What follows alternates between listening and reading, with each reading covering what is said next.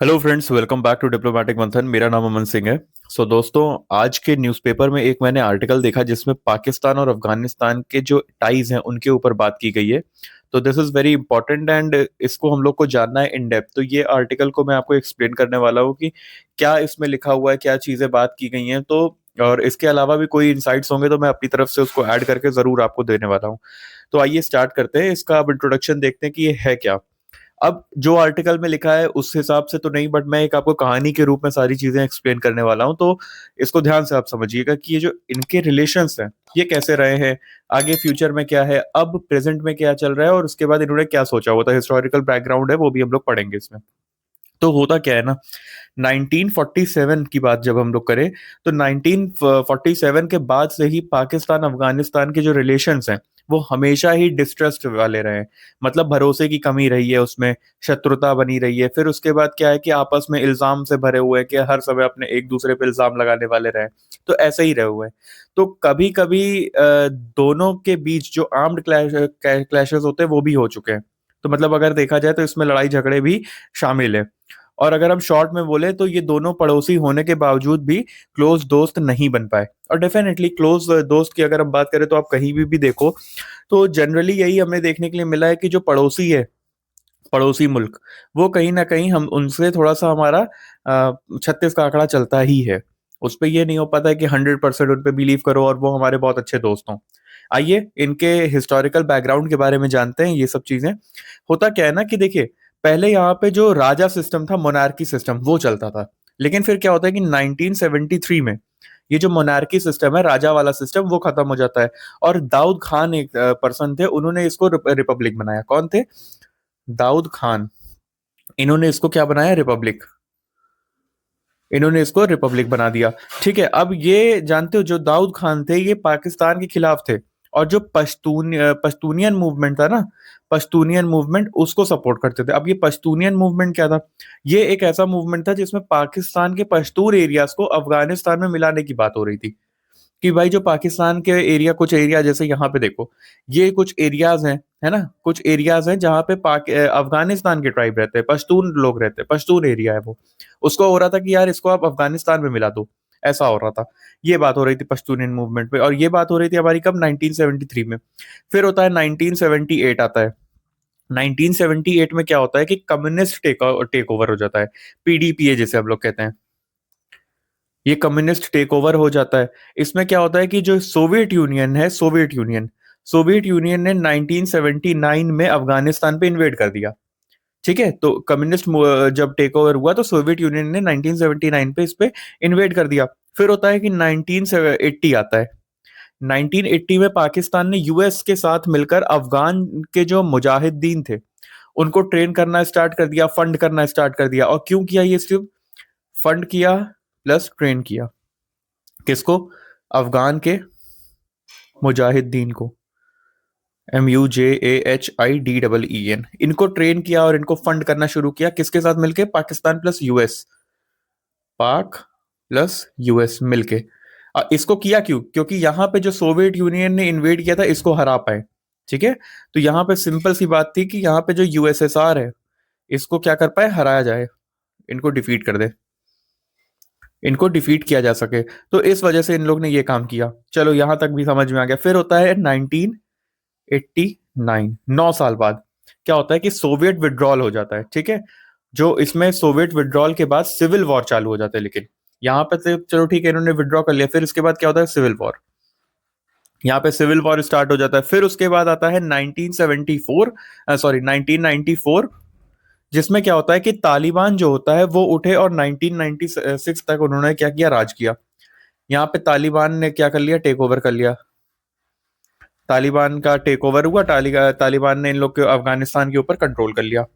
Controls Afghanistan. ठीक है, अफगानिस्तान, ये चीज हो गया। लेकिन फिर 2001 में क्या होती है? यूएस ने क्या किया? 2001 में यूएस ने इसको फिर से हटा दिया। तालिबान की जो पावर थी, है ना, 2001 में तालिबान फिर से पावर में आ गया। होता क्या है कि देखिए, सॉरी 2001 में चला गया, 1996 तक इन्होंने कंट्रोल किया। फिर 2001 में यूएस ने इन्वेड कर दिया। यूएस ने इन्वेड कर दिया। और किसके बाद किया था? 9/11 का जो हमला हुआ था इनके ऊपर, इसके बाद इन लोग ने इन्वेट किया और तालिबान को हटा दिया। यहाँ से तालिबान जो था ये हट गया। फिर इसके बाद क्या होता है, 2021 में तालिबान फिर से आ जाता है, ये तो आप लोग को पता ही होगा। तालिबान फिर से आ जाता है। ये चीज हम लोग ने समझ ली जब अमेरिका ने अपने ट्रूप्स जो थे वापस बुला लिए। ये सारी चीज हम लोग ने देख ली, ये एक इनका हिस्टोरिकल बैकग्राउंड था जो हम लोग ने देखा। लेकिन आप एक चीज नोटिस करो, 1973 से लेके 2021 तक हर एक केस में पाकिस्तान का डीप इन्वॉल्वमेंट कहीं ना कहीं रहा ही है। पाकिस्तान ने इंटरफेरेंस कभी ना कभी किया, कभी सपोर्ट के नाम पे, कभी इंटरफेरेंस के नाम पे, कुछ ना कुछ उन्होंने किया हुआ है। ठीक है, तो अब अगर हम बात करें पाकिस्तान के कुछ इसमें स्ट्रेटेजिक इंटरेस्ट क्या है, तो उसके बारे में क्यों ये बार बार अपना आके दिखा रहा है। होता क्या है ना कि पाकिस्तान हमेशा से चाहता था कि अफगानिस्तान जो है वो उनके फेवर में रहे, मतलब अफगानिस्तान में जो भी गवर्नमेंट रहे वो पाकिस्तान के फेवर की रहे। सो दैट क्या हो, इससे क्या होगा कि इंडिया को अफगानिस्तान में इन्फ्लुएंस कम मिलेगा। ठीक है, और पाकिस्तान का जो स्ट्रेटेजिक डेप्थ है वो उसको मिल सके। जैसे मतलब अगर इंडिया से वॉर हुआ तो वेस्टर्न बाउंड्री जो है, जैसे आप देख सकते हो कि ये वेस्टर्न बाउंड्री पाकिस्तान की है ना। ये जो वेस्टर्न बाउंड्री है, ये वाली बाउंड्री इसकी सेफ रहे, ये इसका कहने का मतलब था। ठीक है, अब इसीलिए पाकिस्तान ने हमेशा इसको क्या किया, सपोर्ट किया, तालिबान को सपोर्ट किया। Basically Pakistan was in support of Taliban, पाक सपोर्ट। ठीक है, होता क्या है, अभी अभी प्रेजेंट सिचुएशन पे आएंगे, डोंट वरी। इसमें क्या होता है कि जो इसमें इन्होंने सपोर्ट किया इनको, फिर उसके बाद जो अफगान के रेफ्यूजीज थे उनको भी होस्ट किया, अफगान के रेफ्यूजीज को होस्ट किया, GEES, अफगान के रेफ्यूजीज को होस्ट किया, है ना, ये भी किया। उसके बाद इंडिया और अफगानिस्तान के जो रिलेशन थे उसको रोकने की भी बहुत कोशिश की गई है, और बहुत ज्यादा ही की गई है। अभी मैं आपको मेजर इश्यूज जब बताऊंगा तब बताता हूँ। तो आइए अब हम लोग जाने इनके बीच में दिक्कतें क्या क्या चल रही है। सबसे प्रॉब्लम जो आई है ना, सबसे प्रॉब्लम लाइन है ये वाली लाइन, दुरंत लाइन। ये जो लाइन है ये एक्चुअली देखा जाए तो ये बॉर्डर है जैसी लाइन है ना, ये एक लाइन है। इसकी जो किलोमीटर है अगर मैं बात करूँ तो 2640 किलोमीटर की ये लाइन है। ये स्ट्रेच करती है 264, 2640 किलोमीटर की एक ये बाउंड्री है जो किसमें बनी थी, 1893 में। इंग्लिश के मतलब ब्रिटिश के ऑफिशियल थे एक, जिनका नाम था सर मॉर्टिमर दुरंत, ये इनका नाम था। इन्होंने ये चीज बनाई थी, इन्होंने ये खींची। लेकिन होता क्या है ना कि इस लाइन ने पश्तून ट्राइब्स, जो यहाँ पे देख रहे हो कि ये ट्राइबल एरियाज, ये ट्राइब्स जो पश्तून ट्राइब्स थी, इस लाइन ने क्या किया, पश्तून ट्राइब्स को दो हिस्सों में बांट दिया। आधे पाकिस्तान में रह गए और आगे आधे अफगानिस्तान में रह गए। तो अब होता क्या है, ये जब दो हिस्सों में बढ़ गए तो अफगानिस्तान ने इस बाउंड्री को मानने से मना कर दिया कि भाई नहीं, ये हम नहीं मानेंगे। तो इसीलिए जब आपको अगर याद हो तो 1947 में जब पाकिस्तान बन रहा था, जब पाकिस्तान बन रहा था तो अफगानिस्तान ने UN में पाकिस्तान की मेंबरशिप को अपोज किया था, बहुत ज्यादा अपोज किया था। और ये इकलौता देश था जिसने क्या किया था, अपोज किया था कि भाई ये पाकिस्तान बने। ठीक है, तो दाऊद खान और उनके जो सपोर्टर्स कहते थे कि ये जो पाकिस्तान के पश्तून एरिया से, जैसे एग्जांपल अगर मैं दूं तो खैबर पख्तूनवा, है ना, पख्तूनख्वा, सॉरी, खैबर पख्तूनख्वा, ये जो अफगानिस्तान का हिस्सा होना चाहिए, जो यहाँ पे है इस टाइम, वो अफगानिस्तान का हिस्सा होना चाहिए था। तो ये पश्तून आइडेंटिटी और बॉर्डर डिस्प्यूट दोनों कंट्रीज के बीच आज तक इसी टेंशन का मतलब टेंशन का कारण रहे हुए हैं। फिर अगर हम बात करें कि पश्तून और पंजाबी डिवाइड, ये भी एक फैक्टर है। अफगानिस्तान के जो रूलर्स मोस्टली क्या रहे हैं, पश्तून होते हैं। और जबकि जो पंजाब और सॉरी पाकिस्तान का मिलिट्री एंड पॉलिटिकल सिस्टम है वो पंजाबी डोमिनेटेड रहा है। तो इस एथनिक डिवाइड ने डिस्ट्रस्ट जो है वो बनाया भी हुआ है। अब तालिबान के अंदर भी पश्तून आइडेंटिटी स्ट्रांग तो है, और वो पाकिस्तान के कंट्रोल में पूरी तरह नहीं आते, सिंपल सी बात ये है। ठीक है, तो पाकिस्तान तालिबान के अंदर भी पश्तून आइडेंटिटी स्ट्रांग है, लेकिन वो पाकिस्तान के कंट्रोल में फुल पूरी तरीके से नहीं आ पाते। समझ गए? तो अब इसमें हम लोग ने ये चीज भी जान लिया। फिर हमारे पास आता है कि इसमें ट्रेड का क्या इशू है। अब देखो, ट्रेड का इशू कुछ इस प्रकार से है ना, जस्ट अ सेकंड। ट्रेड का इशू कुछ इस प्रकार से कि देखो, अफगानिस्तान को अगर आप देखो तो ये हर तरफ से लैंड लॉक्ड है। अफगानिस्तान एक लैंड लॉक्ड कंट्री है, मतलब उसके पास अपना सी पोर्ट नहीं है, कोई भी एक सी नहीं है उसके पास। ठीक है, तो उसको इंपोर्ट और एक्सपोर्ट के लिए ये जो पाकिस्तान का कराची पोर्ट है ना, उस पर डिपेंड होना पड़ता है। लेकिन अफगानिस्तान चाहता है कि उनका ट्रेड इंडिया के साथ पाकिस्तान के जरिए हो, पर पाकिस्तान इसको अलाउ ही नहीं कर रहा है कि भाई इंडिया, ये इंडिया है अपना। ठीक है, ये अपना इंडिया है, इसको मैं ऐसे लिख देता हूँ। तो ये इनको अलाउ ही नहीं कर रहा, तो पाकिस्तान उसे मतलब पाकिस्तान जो इसको कैसे रोकता है, वो यूज करता है ट्रांजिट रूट्स। अब उस ट्रांजिट रूट को ये प्रेशर टूल के जैसे रूप में इस्तेमाल करता है। जैसे इसकी वजह से क्या होता है ना कि अफगानिस्तान जो है, अफगानिस्तान ने इंडिया के साथ जो ये रिलेशन जो बनाने की कोशिश की वो रुक जाता है। तो इसी वजह से अफगानिस्तान ने इंडिया के साथ छाबर पोर्ट, जो कि हमारा ईरान में, यहाँ पे ईरान में जो छाबर पोर्ट है उस रूट को चूज किया ताकि पाकिस्तान को बाईपास करा जा सके। अब आता है इसमें ग्रेटिट्यूड का सवाल। ग्रेटिट्यूड का भी बहुत सवाल आता है। इसमें क्या होता है ना कि पाकिस्तान का मानना यह है कि हमने तो तुम्हारे रिफ्यूजीज को होस्ट किया भाई, तुम्हारे फाइटर्स को भी हमने ट्रेन किया, तुम्हें हमने सोवियत से बचाया यहाँ पे, तो ये सब काम हमने किया, तो तुम्हें तो यार हमारा मतलब एहसानमंद होना चाहिए ना, थैंकफुल होना चाहिए तुम्हें।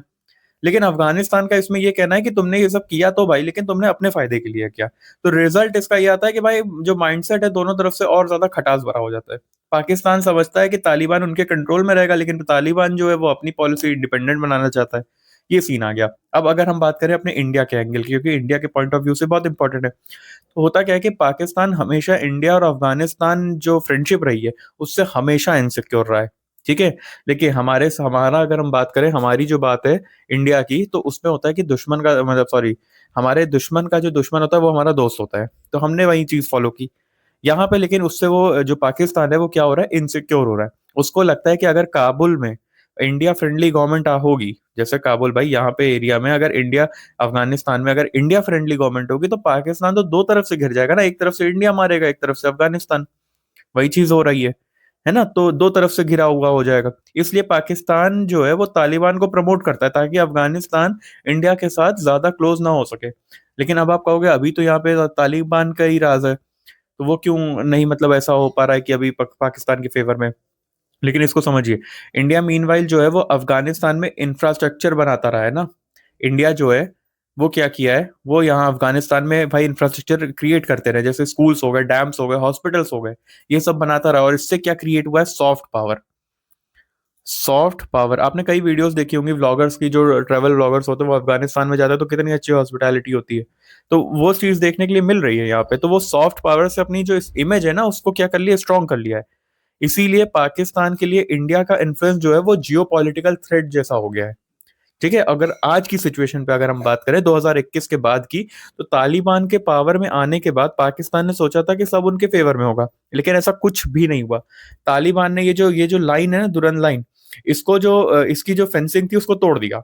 और पाकिस्तान में जो टीटीपी टीटीपी मतलब तहरीके तालिबान पाकिस्तान के अटैक जो थे वो बढ़ने भी लगे। ये पाकिस्तान में हो रहे थे और ये तालिबान की तरफ से ही हो रहे थे ऑब्वियसली। और जो तालिबान पाकिस्तान के कहने पे चल रहा था वो अब कभी नहीं चलने वाला था। इस टाइम पे अगर मैं बात करूं वो नहीं चल रहा है। ठीक है। तो मतलब पाकिस्तान ने जिसे बनाया वहीं अब उनके कंट्रोल से बाहर हो चुका है। तो जो फ्यूचर है वो भी एकदम अनसर्टेन हो चुका है। राइट। तो ये चीज हमारी इस प्रॉपर जो हमें समझी कि ये जो अपना तालिबान और इसका पाकिस्तान का जो क्लैश है वो क्या है। सिंपल सी बात ये है कि अगर पाकिस्तान और अफगानिस्तान रिलेशन का नेचर जो है वो मिसट्रस्ट इंटरफेरेंस के बेसिस पे, और पाकिस्तान ने अफगानिस्तान को हमेशा एक बफर या स्ट्रेटेजिक डेप्थ जोन के रूप में ही देखा है, ना कि एक इक्वल नेबर जैसा। जैसे होता है भाई कि आपके पड़ोसी है तो वो भी इक्वल ही है ना, तो वैसा नहीं देखा हुआ है, हमेशा भी कोई ना कोई फायदा लेने के लिए ही देखा गया है।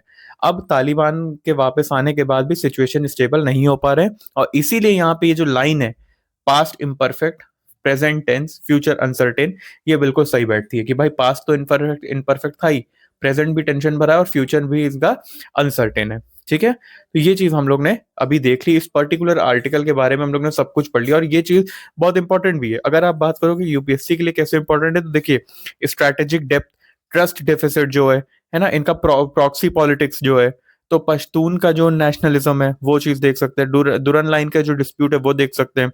तो और इसके में जैसे डिप्लोमेसी, कोरेसिव डिप्लोमेसी है वो भी देख सकते हैं, अफगान लीड या अफगान ऑनवर्ड पीस प्रोसेस देख सकते हैं।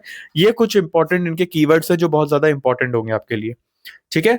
विद दिस ये चीज हम लोग ने कंप्लीट कर ली है। हम लोग और देखेंगे, अगर और कोई अच्छी सी आपको ऐसे न्यूज मिलती है कुछ ऐसा जो समझाने वाला होगा, तो definitely I will be creating a video on that particular topic.